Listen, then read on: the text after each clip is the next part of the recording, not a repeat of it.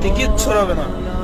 যেমন এই যে বান্দাটা শুয়ে আছে, দুনিয়া ছেড়ে চলে গেছে, তার দামে একটা গাড়ি আছে, তার ছেলে সন্তান আছে। তো রাত বেজে গেছে 2টা।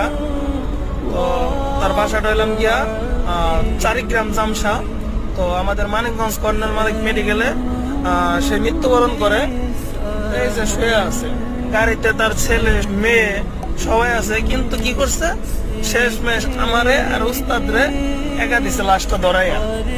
হ্যাঁ, এই লাশের সাথে একটা অবস্থা দেখেন, এই যে রাত 2টা বাজে লাশ নিয়ে যাইতেছি আমরা। তো উস্তাদ আর আমারে ধরে দিছে, আর তারা সুন্দর করে প্রাইভেট কারে যাইতেছে। তো একটা মানুষ পারলে ইচ্ছা করলে এই লাশটার সাথে যাইতে পারতো।